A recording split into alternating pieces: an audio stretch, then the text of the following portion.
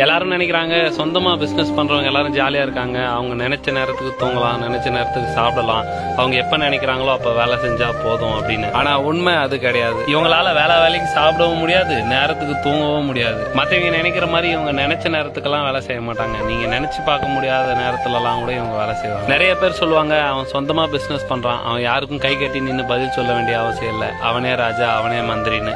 அது என்னமோ உண்மைதான். ஆனா அந்த ராஜா உக்காந்துட்டு வேலை வாங்குறதுக்கு அவங்ககிட்ட வேலையாட்கள் கிடையாது. எந்த வேலையா இருந்தாலும் அந்த ராஜாவே தான் செய்யணும். அது அவ்வளவு சுலபமான விஷயம் கிடையாது. சொந்தக்காரங்க ஃபங்க்ஷன், நண்பர்களோட ஃபங்க்ஷனுக்கு லேட்டா போறவங்களை பாத்திருப்பீங்க. சொந்த வீட்டுல நடக்கிற ஃபங்க்ஷனுக்கு லேட்டா போறவங்களை பாத்திருக்கீங்களா? இவங்க போவாங்க. ஒரு 2 நாள் சேர்ந்த மாதிரி லீவ் எடுத்துட்டு ஒரு வெளியூர் கூட போயிட்டு வர முடியாது. வேலை செய்யற எல்லாருக்குமே வாரத்துல ஒரு முறையாவது லீவு கிடைக்கும். இவங்களுக்கு வாழ்க்கை முழுக்க லீவே கிடையாது.